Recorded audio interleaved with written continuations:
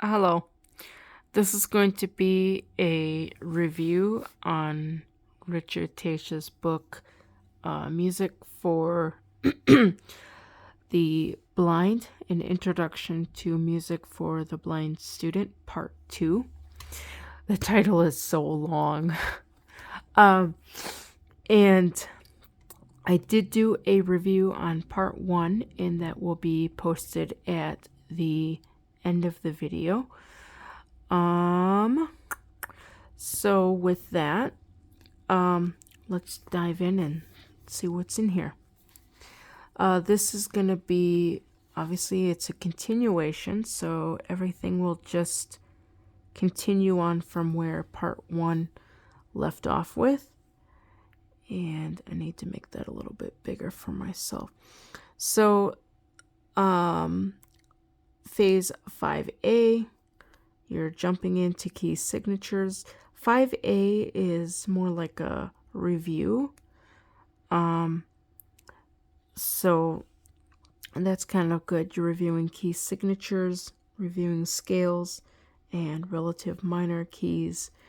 5B covers the flat key signatures and transposition and some sight singing. 5C covers reading in D minor, sight singing and playing in D major. There looks like there's a little bit in key of F too. They also do have the summaries, so that's good. Phase 6A has Braille signs, musical terms, new terms, dynamics, print dynamic symbols, tempo markings, and mood headings. And then continuing on 6A, syncopation, sight singing in all keys, fun with canon, so there's a canon in here, harmonic minor scales. So all these other minor scales that were introduced were all natural minor. So he introduces the harmonic minor. Then you have a summary. 6B has deals a lot with compound and simple time signatures. There's a big section on that in the introduction or the first lesson. They also cover accidentals. They also cover the semiquaver or the 16th note. They have del segno, metronome markings.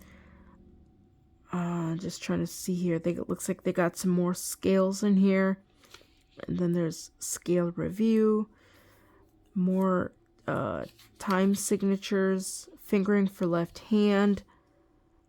Oh, that says tenuto sign. The last section, I believe, the last section covers more symbols, right hand black key scales and left hand black key scales. The B flat parallel minor, gosh, I love that scale. Modulations and modulations to more distant keys, and then half note as a beat with cut time.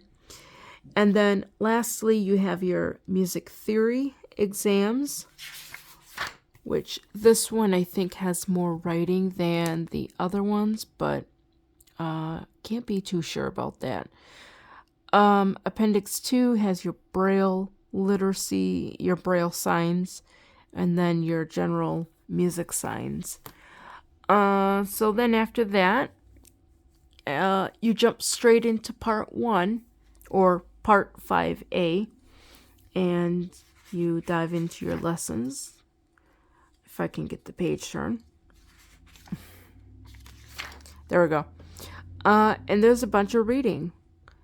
And like I mentioned in the previous video with part 1, if the student is like if they can read Braille, like they're fluent in literacy, they will most likely, they could possibly get themselves through this course. And the lesson layouts are pretty much the same. They have things to remember, which is kind of like your lesson plan of what you're learning. And then they have there's assignments. This lesson doesn't have the things to do, but some of them do. They did incorporate quizzes. So they've got quizzes that are interspersed in here. I personally would just mark these with the assignment and just kind of scratch the fact that it is a quiz, because it is interlaced with the actual assignment. And this covers more reviewing scales, basically. Again, my chicken scratch, supplemental material. If you can find supplemental material, that would be helpful. It will help with music reading and all that sort of fun stuff.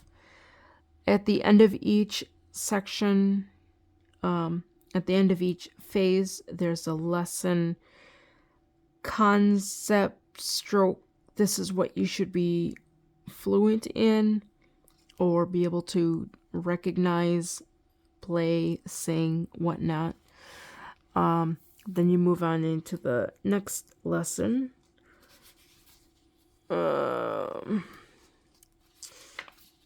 It's not turning very well. And there you've got that.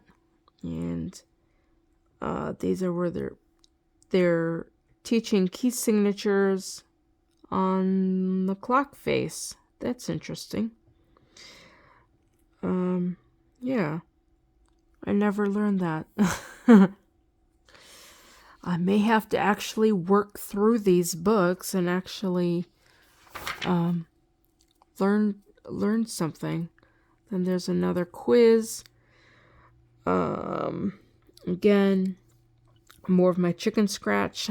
So I'm going to skip through, because most of this book, a lot of it covers the scales and the key signatures.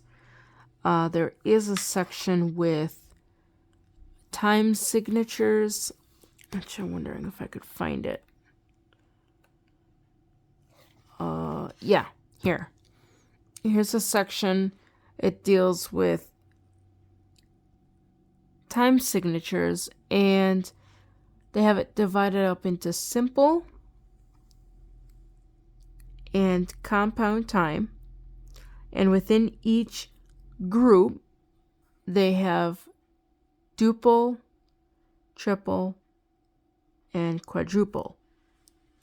And then in your compound time, you have duple, triple, and quadruple. So here you've got a nice representation of time signatures that exercises can be written to help the student read music in these time signatures. All of this stuff are actual exercises from books that I have that like these exercises here, 70 to 77, covered 4/2 time. So all of these exercises were all written in 4/2 time. So it gives extra, and it just gives practice with reading in these time signatures. Here's one 12/8. Here's a whole bunch that I found that were covering 12/8 time. So if you could find extra material when it comes to these time signatures, the student will be more ready for reading in different time signatures. That's one of the big problems I had when I was in university, even before university, getting the concept of how time signatures work. I just did not get it. So, and that's something that I still sometimes have to think hard about. Next, at the end of this section, we have the glorious music theory examinations. And these can be given at the end of each phase. And again, both with like the questions in the text, these can be like altered around. Like, I'm just randomly picking out one. Here. That one says dealing with exercise 3. I don't want to play with exercise 3. One moment.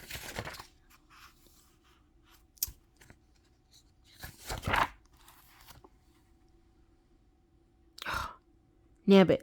Okay, well, here, we'll just take this one. Well, is that a problem? No. Okay, here, it's an assignment. Well, that's just dealing with writing out signatures. But there's things in here that can be swapped around. Like here, instead of writing out the flat key signatures, you could write out the sharp key signatures or something like that. Oh, that would be here. I don't know what this is. Yeah, I'd have to actually read this and figure out what it is. But the assignments, like in areas where they would have things like, what is a fourth above middle C or something like that, stuff like that could easily be flipped around and made different. So here is music theory. Again, you've got a bunch of theory things here, like something like this. What is the letter name key? What is the letter name of the key located at 3 o'clock? Write the key signature. So instead of at 3 o'clock, you could say 7 o'clock or 2 o'clock. Here's another one. What is the key located at 5 o'clock? Again, this could be easily a different time, and the student would have to identify the key. Then writing out clockwise keys. Continuing. Writing out keys to the here's one, writing out keys to the following melody. Teachers can easily make up their own melody and supply that. And then these are fun. Finding and correcting the error in the various scales. I love doing stuff like that. So it just continues. A lot of key signatures and scales are covered in this section, in this phase, a lot.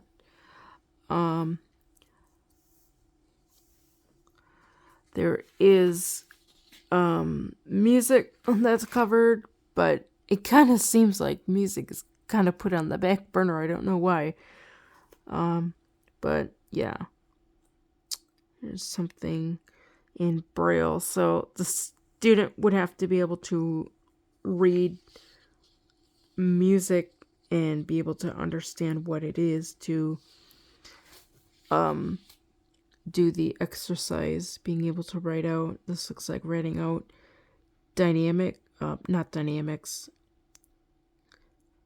Those words, those Italian words that you find at the head of music. I don't know what they are. Andante, modulato, Allegro. Oh my gosh, I don't know what they are. Oh my gosh, I don't know what those are. If someone could write in the comment what those are. Andante, Allegro, moderato. I think adagio might be in there. Is that the mood headings? I don't know. Here's phase 6B. So that's covering... Ooh! A true false. Yay! I like true false. Because then it's like, it's a 50-50. I mean, you just kind of like strike your fingers on the desk and the one that hurts longer is the right answer. There's another true false. Oh my gosh! I didn't think they had true false in here. Oh, fill in the blanks.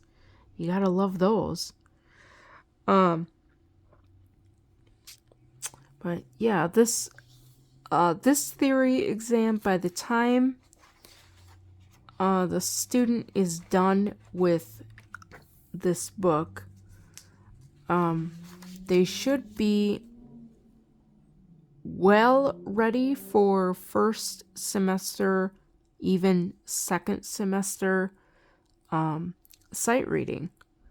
Like, they should be leaving all the sighted students in the dust at university by the time they get done with this. Especially if you add a whole lot of supplemental work and they just practice reading it. So the next you have appendix with Braille signs in it. I'm kind of starting to fall asleep. So that's kind of, yeah, it's a little bit past my bedtime. And then the next section here is your glossary or your index of music terms. And there's quite a few pages in that. I can kind of tell what's in there. Oral dictation. Awesome. Brings back wonderful memories. When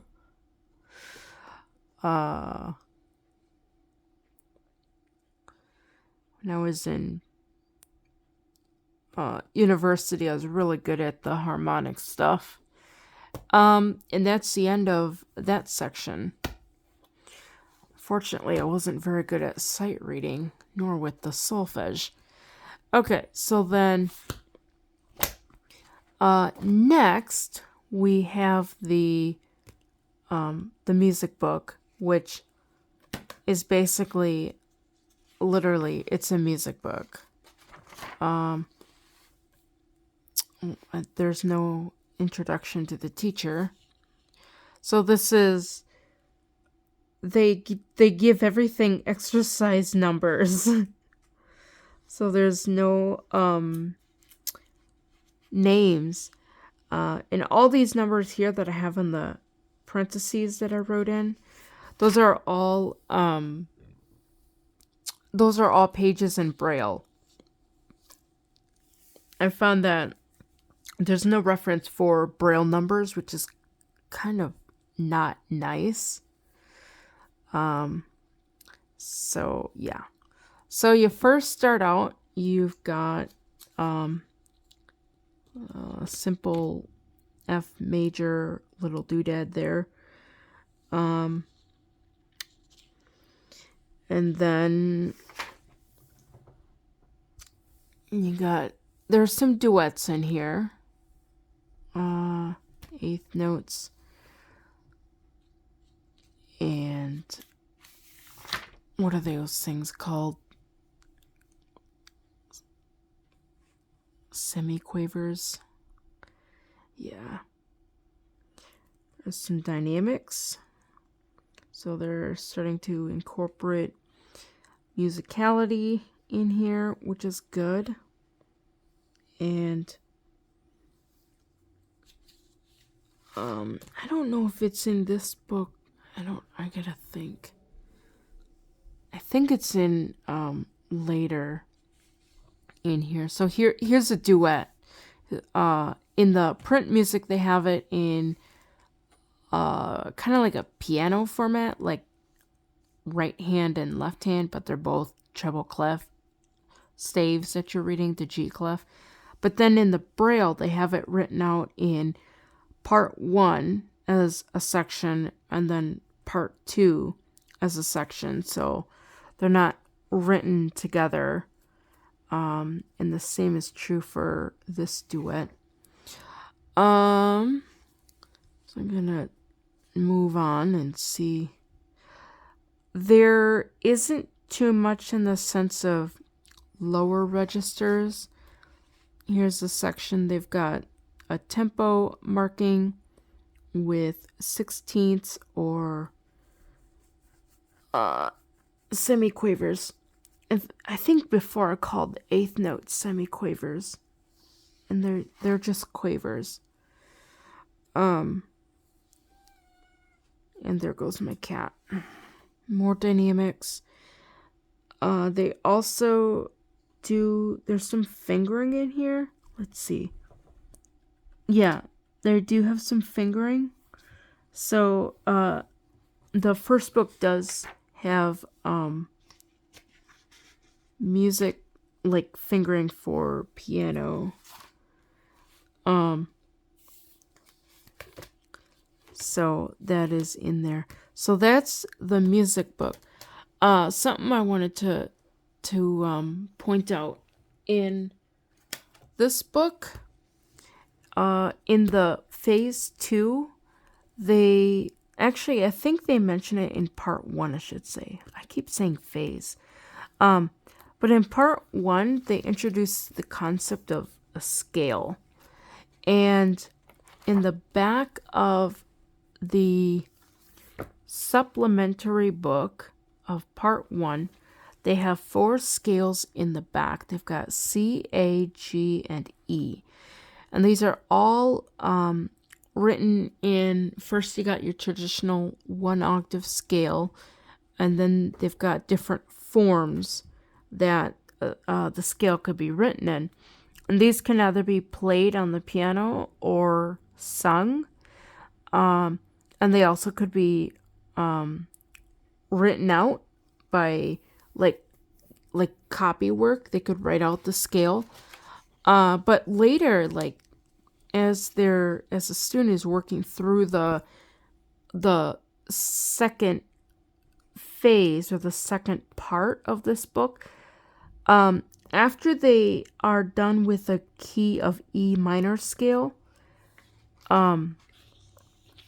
they will actually be continuing this project on their own, but they won't have scales to look at. So they'll have to use their musical intellect to transpose and to write out the scales and to write them out in the correct order, especially when it comes with the steps and the skips and things like that. So, and by the time they get done with Richard's course, they'll have all these, they'll have this book or, pile of papers, and it has a bunch of scales. And they could actually use it for, I don't know, whatever they want to use it for. But yeah. So, the different scale layouts, you first have your traditional hill. I don't know, a gradual hill. It's just up 1 octave. Going up from do, and then ti do, and then going back down to re do. Then you have in the second one is kind of like a corkscrew, where you're doing do re mi fa mi mi, fa, sol, so on and so forth. And then the third one, you're doing the corkscrew, but you're doing it descending. So you've got do, ti, la, sol, la, ti, la, fa, la, sol, mi, la, sol, fa. Yeah, that is honestly, I 100% believe that's why I failed my fourth semester music oral skills, because I could not sing solfege with the notes. And then they've got steps. They're thirds. They're going up thirds. So you've got do re do mi re fa. This is hard. Do re do do mi re fa mi sol fa la sol ti something like that. Obviously I have not done any of this stuff in literally years. And I find reading off sheet music, printed music like this, and singing it is really hard because my brain doesn't work well with the visual aspect. So that's why eventually one of these years I will actually learn Braille music. I've tried picking it up a couple times, and I don't know, stuff got in the way, or I just lost ambition or whatever. So if you guys want to be a real big support and help me do that, I can do that. I can do like post vlogs or whatever, and show you how I'm learning and things. Yeah. So that is that. The course material. Let's see. Oops, that's the wrong one. The course material for the second phase is actually for both phases. For phase 1 and 2, they can be found at the Annales library. In fact, because I have them both here, I'm just gonna set these all out so that they can be seen all together.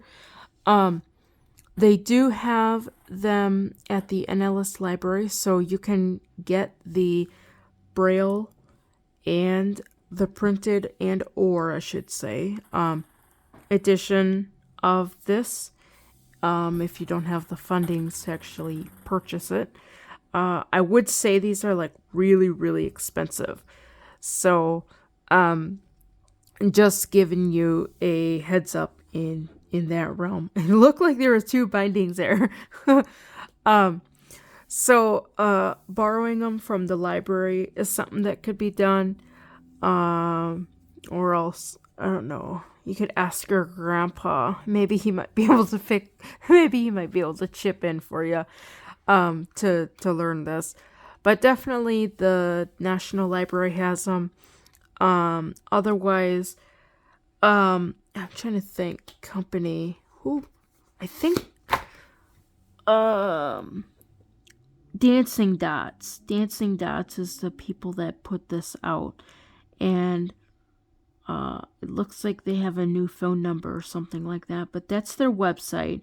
They have a whole bunch of information on the website, almost more information than you know what to do with. And there's an email, info@dancingdots.com. You could try to contact them that way and see what they have. They also have a bunch of other items for producing Braille music and things like that, which is really cool. So other than that, if you want to, I don't know, oh my gosh, there is a video on another course, Feel the Beat. You can check that out, or else you could check out the video that talks about playing music at the piano, also written by Richard Taesch. You can check that out as well. Have a good day.